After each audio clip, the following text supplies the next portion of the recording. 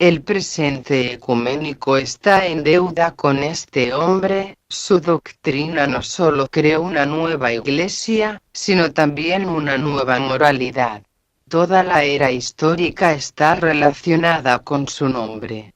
Los comienzos del siglo XXI son considerados por algunos como los comienzos de Martín Lutero, que, aun siendo el fundador del protestantismo y el padre de la Reforma, se le pretende ejemplarizar.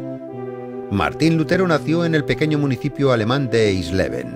El joven heredó los toscos rasgos del plebeyo y la incorregible obstinación de su padre, un campesino rico. Sus padres soñaban con que su hijo se convirtiera en un hombre de leyes y con gusto pagaron una considerable suma por sus estudios. Siguiendo una costumbre de estudiantes, el futuro abogado ahorraba algo de dinero cantando y tocando el laúd en las calles y al parecer tuvo bastante éxito. Ursula Kott se dio cuenta del talento del joven y le propuso convertirse en el tutor de su hijo. En esta lujosa casa, por primera vez, conoció a religiosos que le impresionaron por su libertad de pensamiento. El 2 de julio del año 1505, Lutero fue sorprendido por una gran tormenta en el campo. Aterrorizado por la violencia de la naturaleza, Martín, que entonces tenía 22 años, exclamó: «Sálvame, Santa Ana, y me convertiré en monje». Para mantener su promesa, vendió sus libros e ingresó como novicio en el convento agustino de Erfurt, famoso por su particular severidad. Más adelante Martín Lutero escribió: «Me he convertido en sirviente de Dios no por voluntad propia, sino impulsado por el terror que tuve que vivir». Lutero comenzó a estudiar la Biblia concienzudamente. Tras convertirse en doctor en teología, comenzó a ejercer la docencia en la Universidad de Wittenberg. En el año 1510, Lutero fue a Roma, donde presenció con sus propios ojos signos de opulencia y depravación por parte del clero. Sus afecciones hacia el catolicismo cayeron por tierra. Y se sintió especialmente indignado por el hecho de que cualquier persona podía comprar la indulgencia y ser perdonado por los más terribles pecados a cambio de dinero. Lutero formuló 94 tesis en forma de protesta contra lo que calificó venta de indulgencias. El 31 de octubre del año 1517 las clavó en la puerta de la iglesia de Wittenberg. Así, Lutero despertó una gran polémica por toda Alemania. Aquellos que apoyaban a Lutero comenzaron criticando la venta de indulgencias y terminaron por censurar el dogma católico como tal. El Papa León X condenó a Lutero con la publicación de la bula Exsurge Domine y le amenazaba con excomulgarle. El 10 de diciembre del año 1520, ante las puertas de la ciudad de Wittenberg, el pensador quemó públicamente la epístola del Papa. La respuesta del Papa no se hizo esperar. A la edad de 37 años, Lutero fue excomulgado. Tras la excomunión, Lutero encontró cobijo en el castillo del príncipe de Sajonia para evitar así a la Inquisición. Allí comenzó a desarrollar la doctrina de la que hablaremos posteriormente. Llegó a la conclusión de que el camino a la salvación estaba en la fe en sí, y este fue el principal postulado de la doctrina de Martín Lutero. Al contrario que el catolicismo, el cual requería una ejecución formal en su devoción, el protestantismo estaba dirigido al corazón de cada creyente. Lutero afirmaba que la relación entre un hombre y el Señor debería ser de naturaleza privada y no requería la interferencia de una iglesia, puesto que lo único que ésta debía hacer era transmitir los conocimientos de la Biblia. Martín Lutero tradujo la Biblia al alemán para que cualquiera pudiera comunicarse con Dios a través de ella.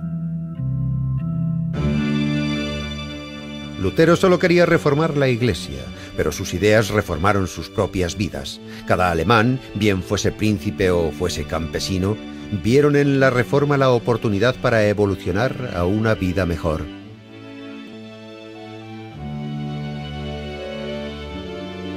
En el año 1524 surge la guerra entre campesinos y señores. Lutero no apoyaba la revuelta de la gente y, como un burgués más, animó a la represión de los rebeldes para restablecer el orden. Tras 2 años de disputas, la revuelta llegó a su fin.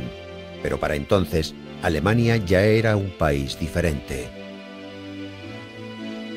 Las iglesias luteranas eran cada vez más populares y empezaron a prosperar libres de estereotipos y ceremonias complicadas. Los monasterios católicos comenzaron a ser cerrados en muchas localidades alemanas. Surgía una nueva conducta en Alemania. Los curas comenzaron a cambiar sus creencias y empezaron a contraer matrimonio. A la edad de 40 años, el mismo Lutero se casó con Catherine von Bora, la hija de un noble empobrecido. Tuvieron 5 hijos. Lutero continuó impartiendo clases y predicando su doctrina, y solamente su salud le obligó a dejar Wittenberg para volver a su ciudad natal, Eisleben. El padre de la Reforma murió en el año 1546.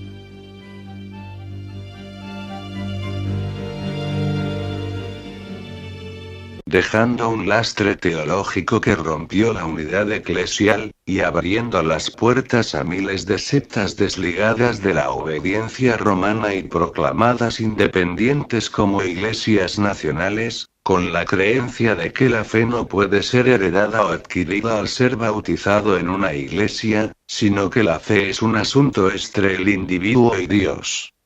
Consiguientemente el hombre puede salvarse solo por su fe sin que las buenas obras sean necesarias, ni mucho menos suficientes para alcanzar la salvación del alma. De los sacramentos católicos, Lutero solo consideró válidos 2. El bautismo y la Eucaristía sin transubstanciación, rechazando los demás, al tiempo que negó la existencia del purgatorio. Después aparecieron reformadores locales que crearon sus propias iglesias con doctrinas teológicas diferenciadas, como en la Inglaterra de Enrique VIII o la Suiza de Zwinglio y Calvino, etc.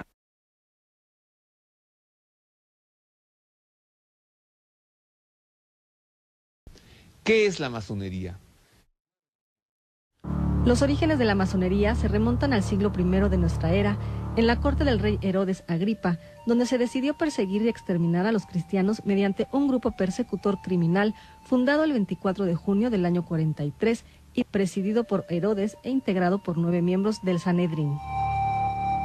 Se autodenominó la Fuerza Misteriosa o la Hermandad, y su fundación quedó registrada en 9 manuscritos resguardados por sus 9 fundadores, quienes juraron entregarlos solo a sus sucesores a fin de que se sumaran a la persecución del cristianismo generación tras generación. El nombre de masonería surgió hasta el siglo XVIII. En el año 1717, también el día 24 de junio, 2 herederos de aquellos 9 fundadores, Abraham Levi y Abraham Abiud, acordaron darle a la hermandad un carácter internacional con los falsos fines de igualdad, libertad y fraternidad. También acordaron cambiar el nombre por el de francmasonería, y en vez de llamarle templos a sus lugares de reunión, les llamarían logias. Esta información la atestigua el manuscrito de Laurent, uno de los nietos. Con la unión de 4 logias se formó la Gran Logia de Londres y de Westminster, de la que su primer gran maestre fue Anthony Sayer.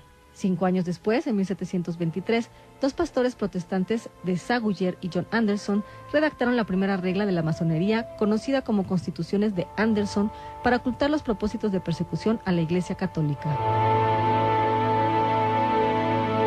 La masonería adquirió así un nuevo rostro bajo los principios de tolerancia y como un centro de unión entre todos los hombres, sin menoscabo de raza o religión. Algunos católicos incautos, ignorantes de su origen y objetivos, fueron invitados a formar parte de la masonería con el objetivo de penetrar a la Iglesia y combatirla desde dentro. La masonería proclama la existencia de un gran arquitecto del universo, pero rechaza que ese gran arquitecto sea Dios y que Jesús de Nazaret sea el redentor de la humanidad.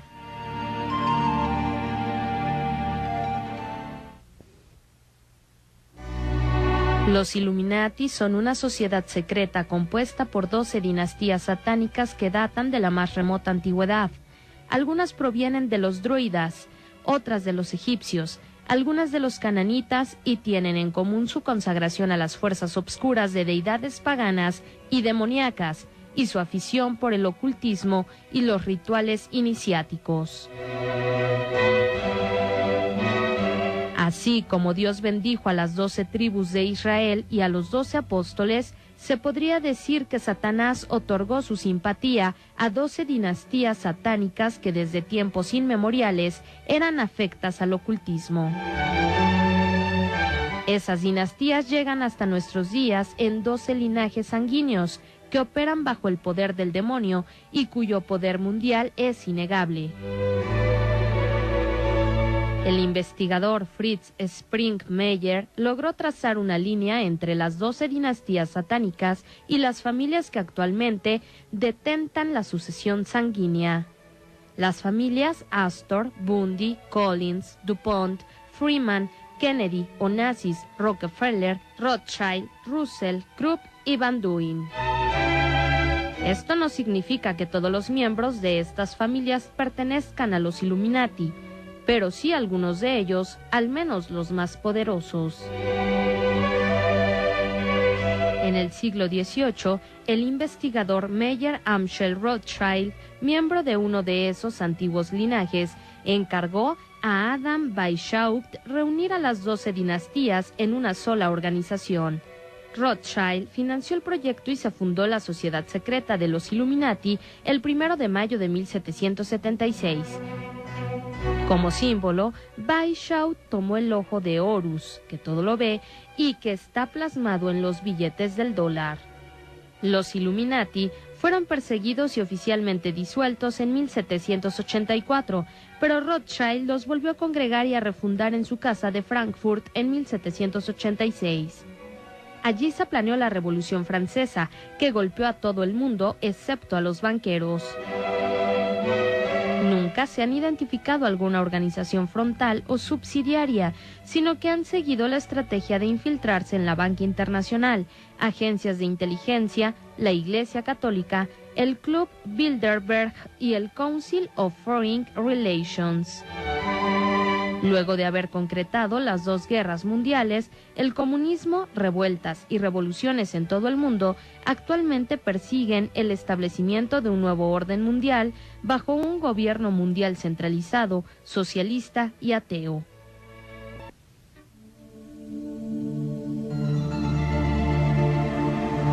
La Iglesia ha condenado la filiación a la masonería en innumerables documentos y ha decretado su incompatibilidad con el cristianismo.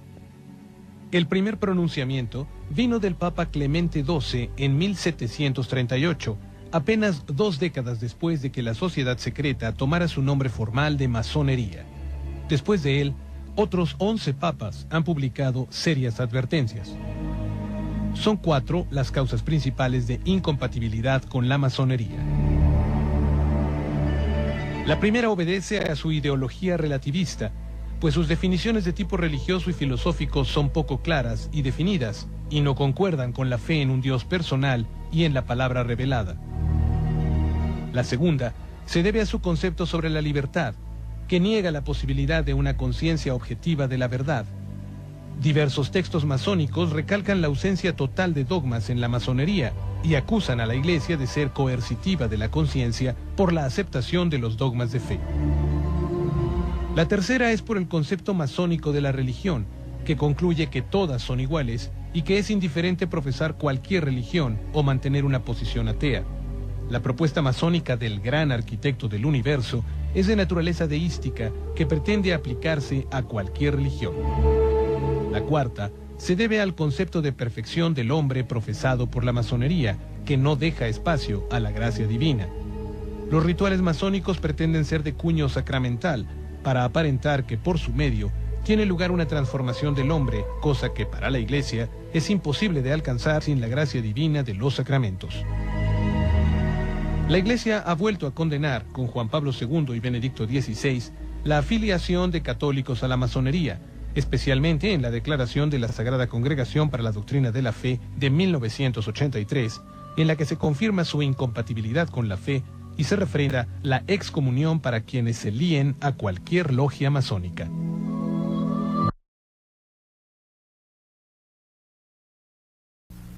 Corría el año de 1870, cuando un modesto profesor estaba feliz con la llegada de un hijo más a su familia. El nombre que recibió aquel pequeño fue Vladimir Ilich Ulyanov, pero más tarde sería conocido como Nicolás Lenin. Lenin tenía solo 16 años cuando vio ejecutar a su hermano Alexander, y eso lo marcó para siempre, porque casi de inmediato se acercó a la actividad política.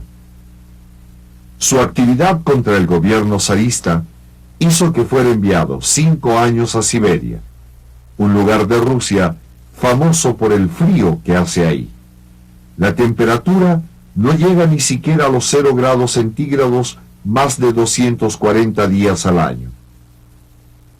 Cuando salió de ahí en 1900, recorrió ciudades como París, Londres, Ginebra, Múnich y Viena, para evitar nuevos arrestos.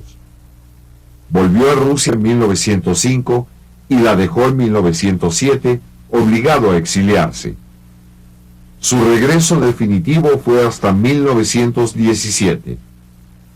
Sin embargo, y a pesar de haber estado fuera tanto tiempo de su país, se convirtió en el líder de la Revolución Rusa. Rusia pasaba momentos muy difíciles a principios de este siglo. En ese momento, contaba con un extenso territorio que comprendía desde las costas de Japón hasta casi llegar a las fronteras con la India. Incluso se habían realizado exploraciones a Siberia. Sin embargo, este gran imperio no poseía gran desarrollo industrial y su economía dependía del campo. De hecho, la mayor parte de la población rusa se dedicaba a trabajar el campo, en muchos casos para los terratenientes. También estaban los obreros o proletarios que trabajaban en las fábricas 14 y hasta 18 horas diarias a cambio de un salario bajo. Otros más pertenecían a la clase media que vivía en las ciudades y querían mayor democracia. Desde 1914, Rusia peleaba en la Primera Guerra Mundial con nada de éxito. Este fue un elemento más que se unió al descontento del pueblo ruso, que estaba desilusionado por los constantes fracasos de sus tropas. El antiguo Partido Político Obrero Social Demócrata Ruso cobró fuerza. Estaba integrado por obreros o proletarios industriales y estaba dividido en 2 grupos, los mencheviques y los bolcheviques, encabezados por un hombre al que llamaban Lenin. Este partido pedía que se diera todo el poder a los soviets, que eran las organizaciones compuestas por obreros y campesinos. Pero quizá el argumento más fuerte de los bolcheviques es que habían repetido hasta el cansancio que su intención era firmar la paz con Alemania. Esta posición dio muchos adeptos a los bolcheviques, porque el pueblo ruso anhelaba la paz y la esperanza de una vida mejor. Las huelgas y las insurrecciones se generalizaron. En la revolución que estaba en febrero de 1917, la policía y los militares se negaron a disparar en contra de los manifestantes y se unieron a ellos. Los ministros del zar, asustados por el movimiento popular, abandonaron sus cargos e incluso al país. Al zar no le quedó más remedio que renunciar. Mientras tanto, en Petrogrado se organizó el primer soviet u organización obrero-campesina y enseguida se formaron otros. Se estableció un gobierno provisional con el príncipe Lvov al frente, aunque los soviets eran los que tenían el poder. No obstante, en octubre de ese 1917 se produjo una segunda revolución y el régimen de Lvov fue reemplazado por un gobierno comunista encabezado por los bolcheviques. El nuevo gobierno, encabezado por los bolcheviques, se basó en las ideas de un pensador llamado Karl Marx. Él decía que lo primero era que la clase obrera tomara el poder y estableciera la dictadura del proletariado, y que con el tiempo desaparecerían las clases sociales. Con esta filosofía, los bolcheviques, encabezados por Lenin, se dieron a la ardua tarea de organizar un nuevo Estado. La primera acción importante del gobierno comunista en política exterior fue firmar la paz con Alemania, que aceptó con la condición de que Rusia le cediera varios territorios importantes. Era indispensable crear un proyecto de renovación total en Rusia. Así, en el área social, pretendían la desaparición de todas las clases sociales.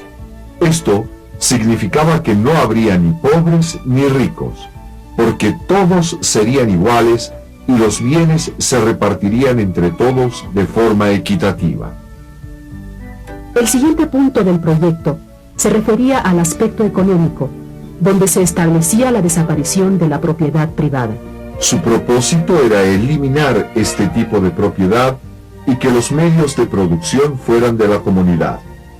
De ahí viene la palabra comunista, que da nombre a esta forma de gobierno. Esto requería que las fábricas, las granjas, las minas, las carreteras, los puertos, los medios de transporte, las escuelas, pertenecieran a la comunidad. En cuanto a lo político, su intención era lograr la extinción del Estado, es decir, que con el tiempo desaparecieran las autoridades de gobierno, el ejército y la policía. Esto sería posible porque la propiedad sería de todos y unos protegerían a los otros dentro de cada comunidad. También dentro del aspecto político se proponía la eliminación de funcionarios públicos. De acuerdo con este proyecto, estos no serían necesarios, ya que cada comunidad se haría cargo de sus servicios públicos.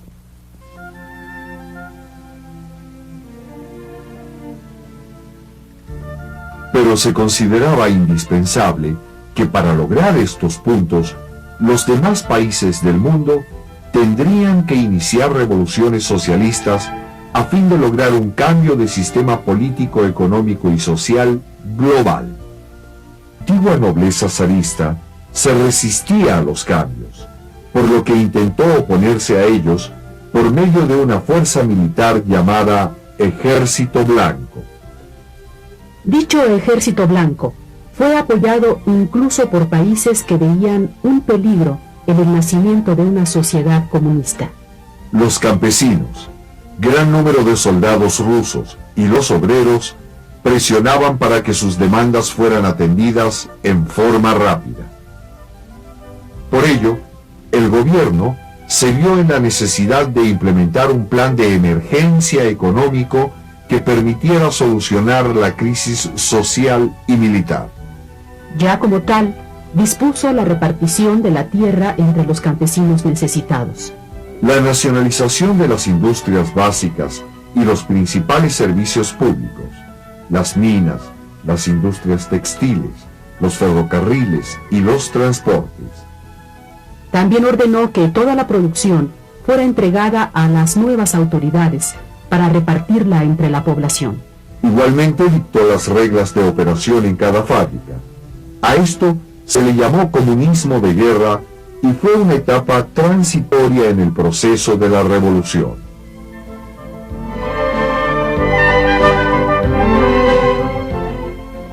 La distribución regular y sistemática de los productos de la agricultura y de la industria entre todas las regiones de Rusia. El éxito perdurable es la unión estrecha de los trabajadores explotados de los campos con la clase obrera y el proletariado de todos los países.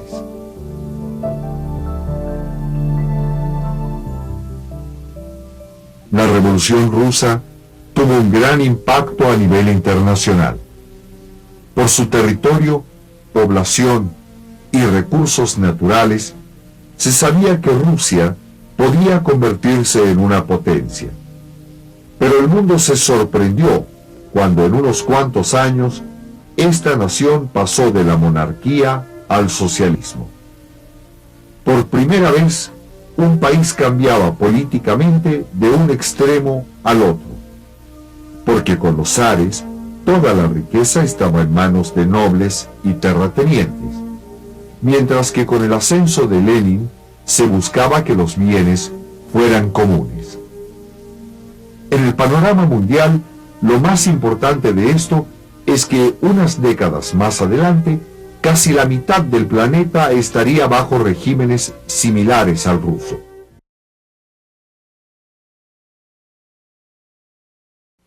El siglo XX no es excepción, con más de 300 apariciones supuestamente ocurriendo por todo el mundo.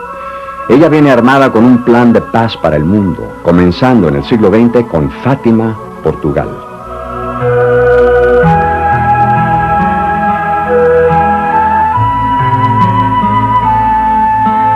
Fátima, Portugal, uno de los lugares de apariciones de la Santa Virgen María más significantes. Ha sido foco de muchas conversiones y curaciones extraordinarias durante el siglo XX. La historia comienza en la primavera de 1916. 3 veces el ángel de paz San Miguel Arcángel, también conocido como el ángel de Portugal, se apareció a 3 niños antes de las apariciones de Nuestra Señora. En la primera visita, el ángel trajo la Santa Comunión a los niños personalmente, diciéndoles que Jesús está presente en todos los tabernáculos del mundo. Durante el siguiente año, de 1917, comenzando el 13 de mayo, Nuestra Señora se apareció a los niños 6 veces, pidiéndoles que fueran al campo de las borregas el día 13 de cada mes hasta octubre. Lucía dos Santos, de 10 años, era la de mayor edad de los 3. Quien junto con su prima Jacinta Marto, de 7 años, y Francisco Marto, de 9 años, presenció las apariciones.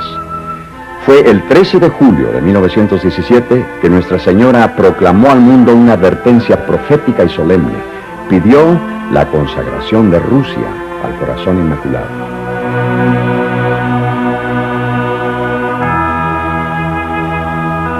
Si mis deseos son realizados, Rusia se convertirá y habrá paz. Si no, entonces Rusia propagará sus errores por todo el mundo, creando nuevas guerras y persecuciones de la Iglesia.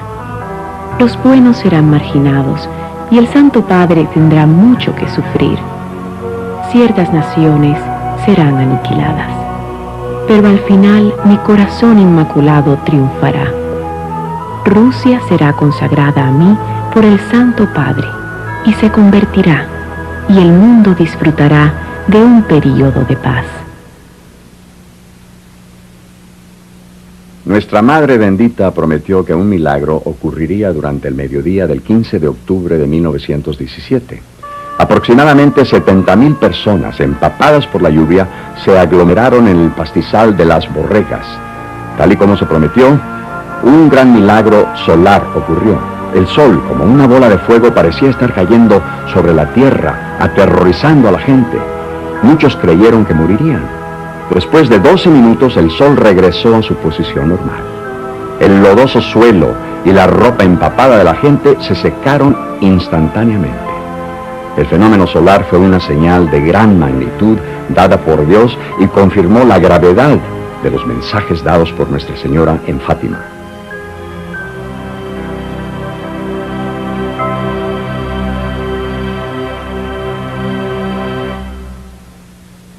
Lucía, quien quería ser monja carmelita, más tarde explicó que el rosario y el escapulario son inseparables.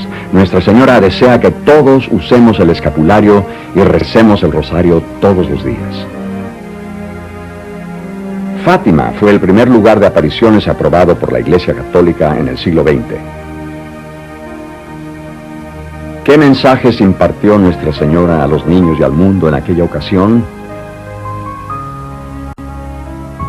Hay 4 puntos significativos en los mensajes. Primero, el deber diario, vivir castamente de acuerdo al estado de vida de cada uno.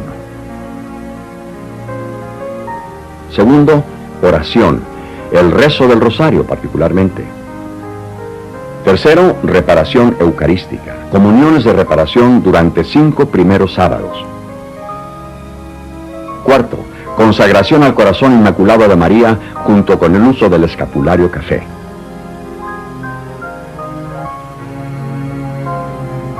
Hemos realizado las peticiones de la Madre Bendita. Si no, ¿qué no deberíamos comenzar ahora mismo?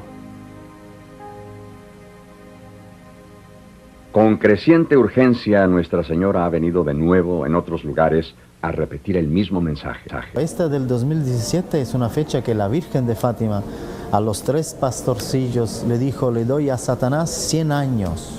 Cuando terminan los 100 años, el poder de Satanás va a bajar, empieza a terminar. ¿Qué significa esto? No lo sé. Tengo que especular. ¿Significa que hay más señales en el cielo? Pienso que sí. ¿Más señales que la gente despierta? Pienso que sí. ¿Más milagros que el demonio no puede hacer nada? ¿No puede poner sus manos? ¿Menos mentiras también? Esto es lo que yo espero. Pero también en el mensaje a los 3 pastorcillos, la Virgen le dice que en el momento que Satanás va a tener menos poder, después de 100 años, va a desencadenar los últimos golpes de cola. Entonces estas catástrofes, pero no tanto de la tierra cuanto del hombre, como guerra, una guerra mundial, esto sí que podría pasar. Yo siempre fui pesimista, siempre fui catastrófico, sediente de justicia, pero no sé qué me pasa. En este momento yo pido amor, unión, oración, tengo esperanza que nos juntamos, porque si lo hacemos creo que podemos cambiar los eventos.